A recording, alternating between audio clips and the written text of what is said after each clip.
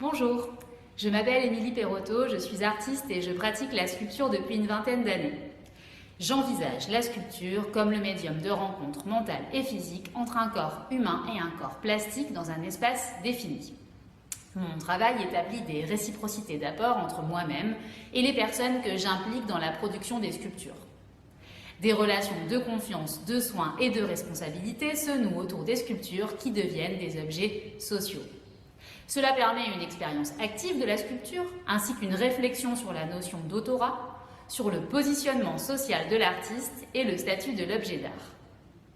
En 2016, je soutenais mon travail de thèse de création centré sur la sculpture contemporaine que j'envisageais comme une situation, autant dans ses modes de production que dans ses relations avec les objets ou encore dans les usages qu'elle suscite.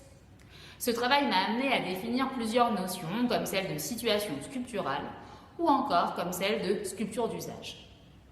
En 2017, les spécialistes de la situation sculpturale se formaient comme un groupe d'entités réunies pour donner force et réalité à l'action sculpturale et à la cause sculpturale.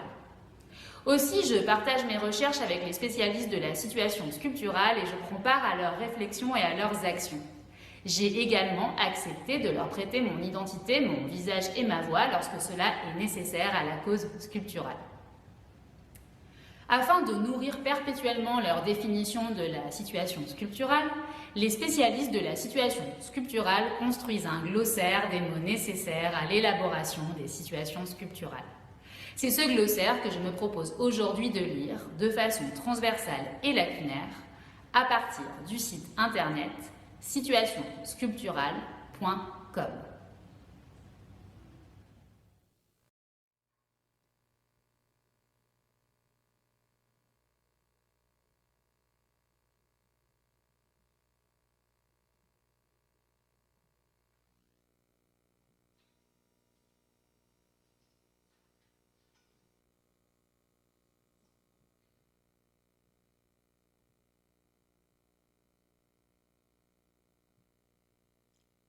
Ensuite, il a bien fallu s'élancer au pas de charge, cependant que paraissait à l'arrière-plan, dans leur dos, un groupe d'une vingtaine d'hommes qui, le plus paisiblement du monde, se sont disposés en rond, sans apparent souci des projectiles. C'étaient les musiciens du régiment dont le chef, sa baguette blanche dressée, a fait s'élever en l'abattant l'air de la Marseillaise, l'orchestre envisageant d'illustrer vaillamment l'assaut. 5 kilomètres avant la plantation, Jalaluddin Din lui indiqua une étroite piste adjacente qu'ils suivirent plus lentement jusqu'au camp. Le camp, des nattes au milieu d'une clairière, 8 hommes assis dessus, autour de 3 pierres d'où se tirait une ligne de fumée crayeuse, livide fil à plomb qui s'enroulait dans les premiers branchages comme autour des doigts d'un fumeur, s'entortillait puis se démantelait dans les voûtes supérieures. Il m'arriva pendant cette permission de garder un mégot de cigare serré pendant plusieurs heures entre mes lèvres. J'avais besoin de me ramasser autour de quelque chose. Le cogito tend à l'autoposition. Le génie cartésien est d'avoir porté à l'extrême cette intuition d'une pensée qui fait cercle avec soi, en se posant et qui n'accueille plus en soi que l'effigie de son corps et l'effigie de l'autre. Le soi se détache et s'exile dans ce que les stoïciens appelaient déjà la sphéricité de l'âme, quitte à poser par un mouvement second tout objet à l'intérieur de cette enceinte que je forme avec moi-même. La conscience de soi tend à primer l'accueil de l'autre. Là est la raison la plus profonde de l'expulsion du corps dans le royaume des choses. Or, cette tendance du moi à faire cercle avec lui-même n'est pas vaincue par la simple volonté de traiter le corps comme corps propre. L'extension du cogito au corps propre exige en réalité plus qu'un changement de méthode. Le moi, plus radicalement, doit renoncer à une prétention secrètement cachée en toute conscience, abandonner son vœu d'auto-position pour accueillir une spontanéité nourricière et comme une inspiration qui rompt le cercle stérile que le soi forme avec lui-même. Mais cette redécouverte des racines n'est plus une compréhension de structure. La description gardait quelque chose de spectaculaire. Les concepts du volontaire et de l'involontaire, en tant que structure comprise, constituent encore une objectivité supérieure. Non plus certes l'objectivité des choses, l'objectivité d'une nature empirique, mais l'objectivité de notions regardées et maîtrisées. Or, le lien qui joint véritablement le vouloir à son corps requiert une autre sorte d'attention que l'attention intellectuelle à des structures. Elle exige que je participe activement à mon incarnation comme mystère. Je dois passer de l'objectivité à l'existence.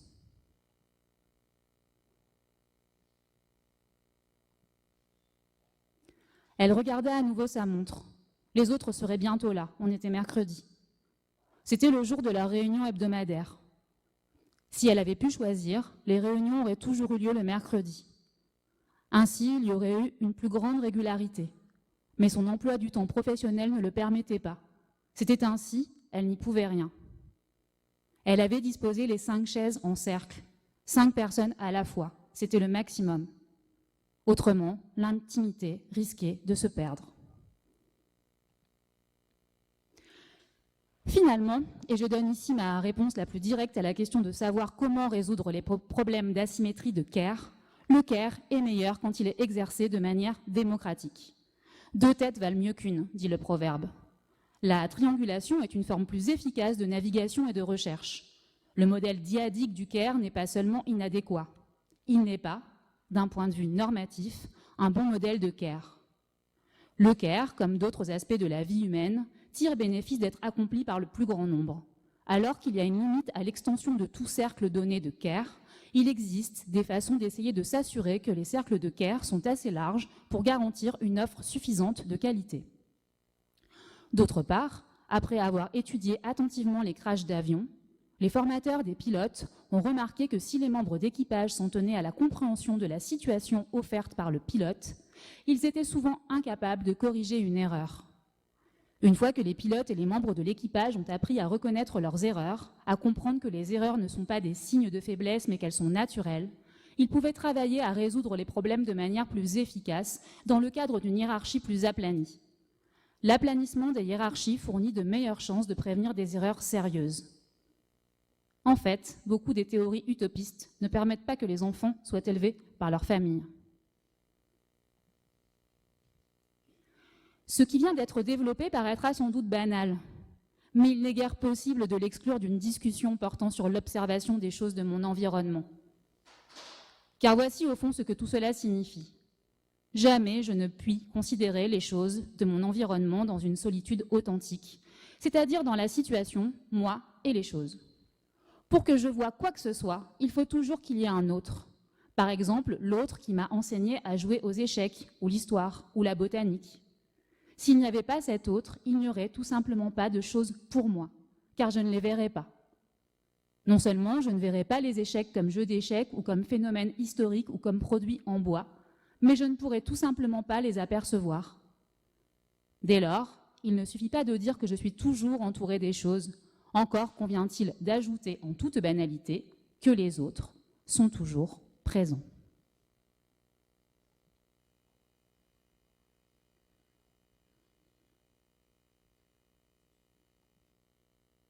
La théorie de l'objectivité forte insiste sur le fait que les objets comme les sujets des pratiques de production de connaissances doivent être situés.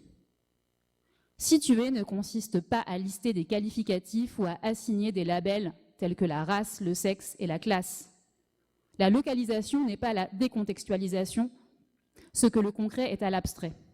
La localisation est ce jeu toujours partial, toujours fini, toujours risqué entre le premier plan et l'arrière-plan. Le texte et le contexte qui constituent finalement l'enquête critique en tant que telle. Plus que tout, la localisation n'est pas auto-évidente. La localisation est aussi partiale dans le sens où l'on est pour un monde et non pour un autre. Il n'y a pas d'échappatoire à ce critère polluant de l'objectivité forte. Dans un magnifique article intitulé « Être allergique aux oignons » à propos du pouvoir, de la technologie et de la phénoménologie des conventions, Suzanne Leistar explore la question du parti pris d'une façon plus accessible aux spécialistes de l'étude des sciences que le vocabulaire plus classiquement philosophique de Sandra Harding. Starr est intéressée par les stratégies de prise de position dans le jeu d'enrôlement et de formation d'alliances qui constituent le quotidien de l'action techno-scientifique. Elle se place d'un point de vue féministe et interactionniste et privilégie dans l'enquête le point de vue de ceux qui souffrent du traumatisme de ne pas être comme tout le monde. Ne pas être conforme aux standards est un autre type de transparence ou d'invisibilité. Starr cherche à voir si le fait d'expérimenter une situation de ce type est un facteur favorable à la fabrication d'un meilleur témoin modeste. Elle se sent tenue de parler du point de vue du monstre, de celui qui est placé hors du propos et du clair, du propre et du clair. Elle suppose que les voix de ceux qui souffrent des abus du pouvoir technologique ont une puissance analytique plus riche. Son allergie personnelle aux oignons, fâcheuse et persistante, et les difficultés qu'elle rencontre à convaincre les personnels hôteliers de la réalité de cette condition sont utilisées comme ressort narratif pour introduire la problématique de la standardisation. Posant la question du pouvoir dans les sciences et les techniques, Starr regarde la façon dont les standards imposent un travail invisible à certains et facilitent la vie à d'autres, et comment la consolidation des identités pour certains produit de la marginalisation pour d'autres. Elle adopte ce qu'elle nomme un point de vue cyborg, ou son cyborg, et la relation entre les technologies standardisées et l'expérience locale. Un point où l'on tombe entre les catégories tout en restant en relation avec elles. Les passe-tuqueux ne sont donc pas des sculptures, et les chaises viennent occuper la place vide qu'ils désignent, celle du spectateur contemplatif, frustré d'un objet à admirer et amené à s'asseoir sur ce qu'il désirait regarder. La sculpture est ailleurs, et elle s'apparente à une situation. Elle est dans l'usage, dans la manière par laquelle les individus viennent habiter les formes qu'on leur propose.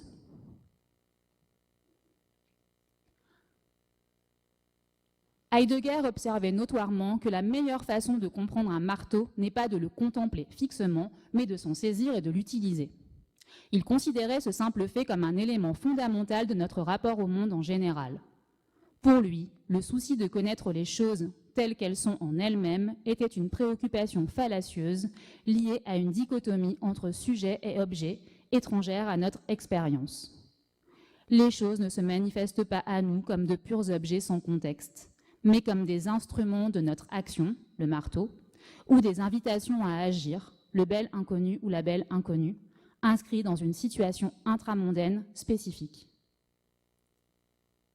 Pour Heidegger, le problème de la représentation du monde n'existe pas, étant donné que le monde se présente lui-même de façon originaire comme quelque chose qui nous est consubstantiel. Nous sommes tout à la fois dans le monde et du monde.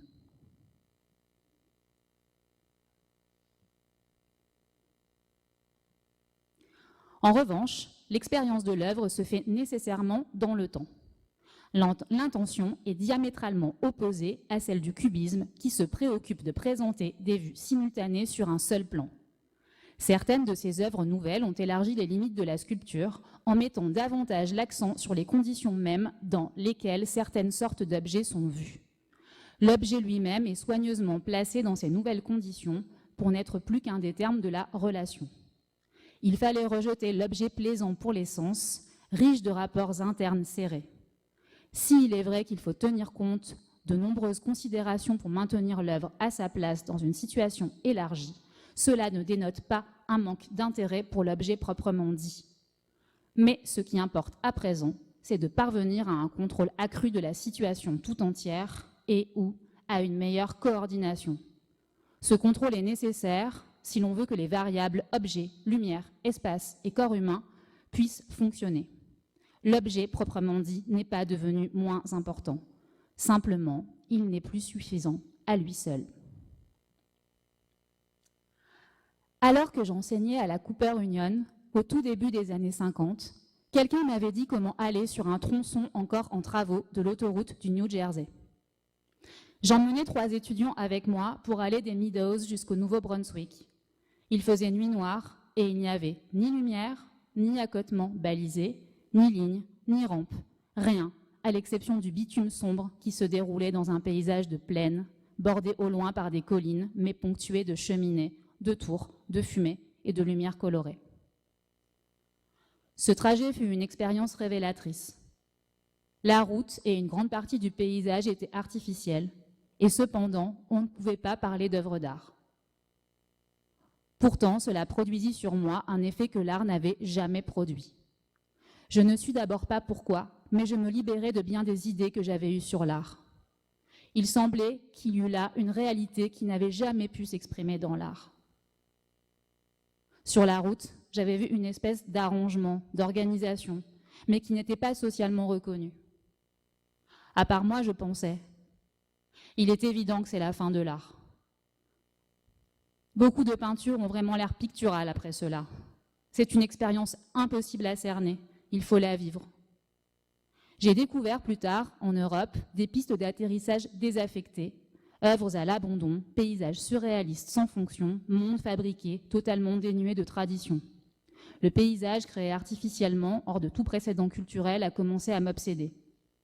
Il y a, à Nuremberg, un terrain militaire d'une capacité d'accueil de 2 millions d'hommes. Le terrain est totalement environné de remblais et de tours. On y accède par une rampe de béton, faite de marches d'une 40aine de centimètres, superposées 3 par 3, qui s'étire sur 1600 mètres environ. Comparé à l'autoroute non balisée, non éclairée et malgré tout dotée d'une structure, ou plus précisément à l'autoroute telle que l'appréhendait Smith au volant de sa voiture, l'art a soudain pris la forme d'une chose absurdement petite. Tout art est aujourd'hui un art de timbre-poste, a-t-il dit. Circonscrite, conventionnelle. Il semble avoir perçu qu'il n'existait aucun moyen d'encadrer cette expérience, aucune manière de lui donner un sens artistique, d'en faire de l'art, du moins de ce qui passait alors pour tel. Seule l'expérience importe. Rien ne donne à penser que cela puisse être problématique. L'expérience, pour Smith, est quelque chose de parfaitement accessible à chacun, non seulement en principe, mais aussi de fait. Et la question ne se pose pas de savoir si oui ou non on l'a vécu. Que cette idée plaise à Smith, son éloge de Le Corbusier plus accessible que Michel-Ange en témoigne. On éprouve immédiatement et de façon primitive face au palais de justice de Chandigarh ce qu'on éprouve quand on voit les pueblos du sud-ouest dominés par une immense falaise. C'est quelque chose que n'importe qui peut comprendre. Quelle a donc été l'expérience de Smith sur l'autoroute? Ou pour poser la question différemment, si l'autoroute, les pistes d'atterrissage et le terrain militaire ne sont pas des œuvres d'art, que sont-ils? Que sont-ils donc sinon des situations vides, abandonnées? Et quelle a été l'expérience de Smith, sinon celle du théâtre? Tout se passe comme si ces lieux révélaient le caractère théâtral de l'art littéraliste, mais le faisaient en l'absence de l'objet, c'est-à-dire en l'absence de l'art lui-même, comme si l'objet n'avait de nécessité que dans l'espace d'une pièce, ou peut-être dans des circonstances moins extrêmes. Dans chacun des cas que je viens d'évoquer, l'objet est, pour ainsi dire, remplacé par quelque chose. Par exemple, dans l'expérience du parcours nocturne, par la façon dont la route défile, dont le ruban d'asphalte sombre disparaît sous l'éclairage des phares, dont l'autoroute devient un lieu immense, abandonné, laissé à lui-même, qui n'existe que pour Smith et ses compagnons, ce dernier point est important. D'un côté, l'autoroute, les pistes d'atterrissage et le terrain militaire n'appartiennent à personne. Mais de l'autre, la situation engendrée par la présence de Smith est dans chacun des cas ressentie par lui comme sienne. Ma sculpture existe et se situe dans un monde dont la réalité la plus forte est l'ambiguïté et le paradoxe culturel. Le glissement continu et nécessaire du sens. Ma sculpture existe et est placée de façon à reconnaître ce paradoxe. À reconnaître, par exemple, que chaque site et que chaque situation spécifique donnée dans lesquelles je songe à placer de la sculpture sont, en fait, déjà définies par son absence même. Ainsi, je choisis l'emplacement de chaque sculpture de façon à constater la présence et la signification historique d'un lieu particulier que ma sculpture va ensuite détruire. Je l'y place particulièrement pour changer un lieu en un autre lieu qui ne contiendra que le souvenir, le fantôme, du premier tout différent. Je l'y place pour créer un lieu qui était impensable avant que ma sculpture n'y soit. Je l'y place afin de tailler activement le monde reçu, afin de l'élaguer et de le rabattre, afin d'y ajouter et de le changer, de même que le monde et la nature tout entier sont constamment taillés, changés et aménagés par la culture. J'installe chaque sculpture pour rouvrir puis fermer la partie du monde où elle est mise. Je l'installe pour transformer une histoire réelle, nouvelle, en existence humaine. J'installe ma sculpture pour donner forme au passé changeant, pour reconnaître la possibilité même de l'histoire dans un monde qui s'enfuit.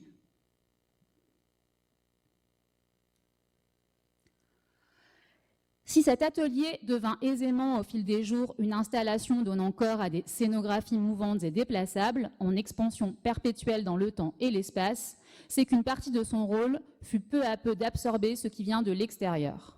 Les aciers émaillés à l'usine, de même que les objets hétéroclites ramassés régulièrement dans la rue. L'outil de l'étalier est l'atelier lui-même et sa blancheur, œuvrant à l'absorption de tout ce qui fait trouble au dehors. Notez avec pertinence Elisabeth Milon.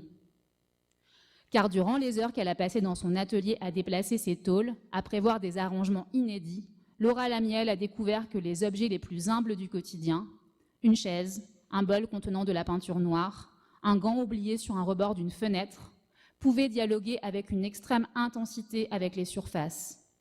Mieux, il lui sembla que ces objets marqués par l'usage, déformés, salis, avaient capacité de réduire l'apparente neutralité des modules voués à la pureté du blanc. Non pas en se rajoutant à l'espace de l'œuvre sur un mode arbitraire, mais en se posant comme élément catalyseur de la vie même.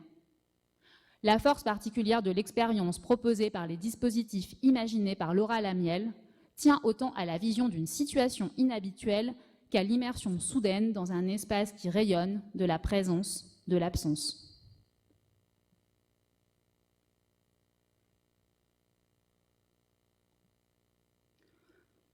Fugitives, les œuvres qu'il réalise alors sont marquées par la collecte d'éléments naturels, puis de matériaux manufacturés placés en situation de sculpture, parfois dispersés sur un support, son propre corps ou un meuble, ou le plus souvent empilés.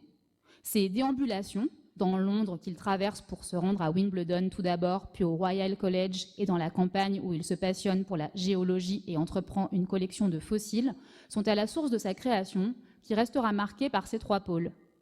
Le corps, l'objet, le paysage.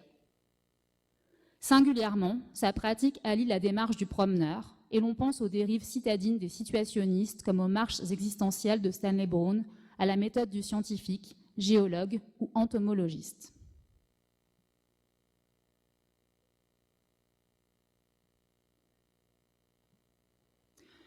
Bruxelles, le 25 août 1969. Musée d'art moderne, section 19e siècle, département des Aigles. Cher monsieur, le musée d'art moderne, section, etc., est composé de ces éléments. 1. Caisse d'emballage portant les marques de transport d'œuvres d'art, fragile, haut, bas, picture. 2. Carte postale reproduisant des peintures du 19e siècle, Ingres, Delacroix, David. Vous en devinerez un aspect avec la photo ci-jointe, mais cette photo ne me satisfait qu'à moitié, car je doute de la valeur de ce document en tant que témoignage réel de ce musée, qui plus qu'un décor représente pour moi une situation. Un système défini par des objets, des inscriptions, des activités diverses comme celle en ce moment de vous écrire. Si ce musée est une réflexion spécifique, qui s'exprime au travers d'un espace ouvert sur la rue et clos par un jardin, sur l'art, que signifie cette lettre au-delà de la communication simple qui nous lie? Et quel rôle y joue le caractère d'ancienne machine continentale? Je vous propose, comme participation à l'exposition Concept Art, la reproduction précise de cette lettre dans le catalogue, et c'est au niveau de la page que je souhaite qu'elle soit présentée. C'est-à-dire que le catalogue serait ouvert sur une table ou sur un mur. Trouverons-nous alors réponse à ces questions? Ou encore un rapport étrange entre ces termes d'art et de concept? Imaginons, en attendant, cher monsieur, chers amis, le texte réel et la réalité du texte comme un seul monde, et ces chemins, ces mers, ces nuages, comme s'ils étaient ceux d'une liberté et d'une justice. Votre Marcel Brouters.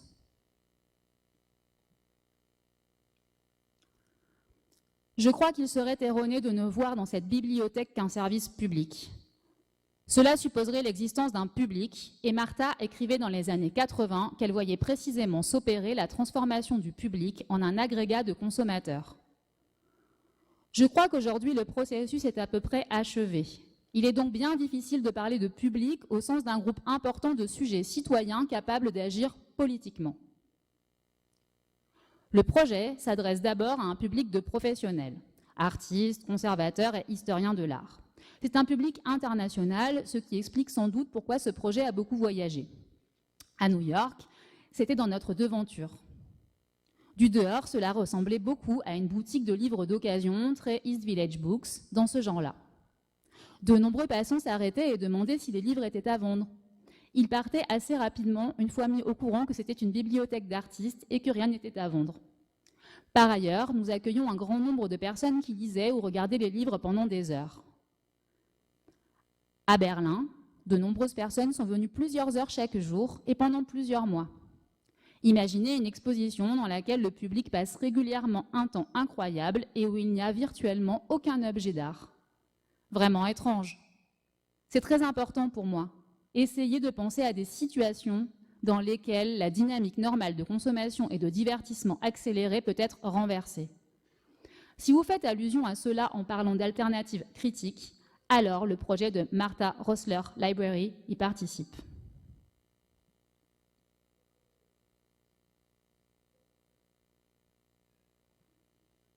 La vie d'un homme est une suite de situations fortuites, et si aucune d'elles n'est exactement similaire à une autre, du moins ces situations sont-elles, dans leur immense majorité, si indifférenciées et si ternes qu'elles donnent parfaitement l'impression de la similitude. Le corollaire de cet état de choses est que les rares situations prenantes connues dans une vie retiennent et limitent rigoureusement cette vie. Nous devons tenter de construire des situations, c'est-à-dire des ambiances collectives, un ensemble d'impressions déterminant la qualité d'un moment. Si nous prenons l'exemple simple d'une réunion d'un groupe d'individus pour un temps donné, il faudrait étudier, en tenant compte des connaissances et des moyens matériels dont nous disposons, quelle organisation du lieu, quel choix des participants et quelle provocation des événements conviennent à l'ambiance désirée. Il est certain que les pouvoirs d'une situation s'élargiront considérablement dans le temps et dans l'espace avec les réalisations de l'urbanisme unitaire ou l'éducation d'une génération situationniste. La construction de situations commence au-delà de l'écroulement moderne de la notion de spectacle. Il est facile de voir à quel point est attaché à l'aliénation du vieux monde le principe même du spectacle, la non-intervention. On voit, à l'inverse, comme les plus valables des recherches révolutionnaires dans la culture ont cherché à briser l'identification psychologique du spectateur au héros pour entraîner ce spectateur à l'activité, en provoquant ses capacités de bouleverser sa vie. La situation est ainsi faite pour être vécue par ses constructeurs.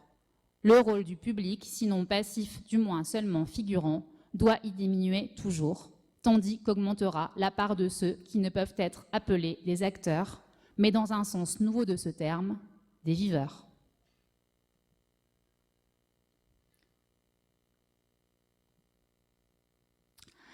La difficulté même de parvenir aux premières réalisations situationnistes est une preuve de la nouveauté du domaine où nous pénétrons.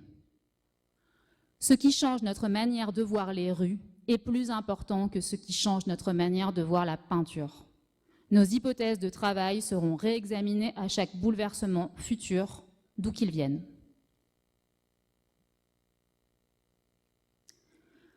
« 6 heures du matin comme chaque jour. Tout est semblable au bord du fleuve, à cet homme vivant prêt, serré dans la matière. Un peu de vent cellulite la surface de l'eau, bascule un squelette de feuilles mortes, pousse un bout de papier sec dans une flaque, lève la poussière avec un peu de sable. Charles bouge quelquefois, respire trop fort, entend alors quelques pierres qui dévalent comme si c'était à l'intérieur de lui, trouve le temps long malgré son habitude des situations vides.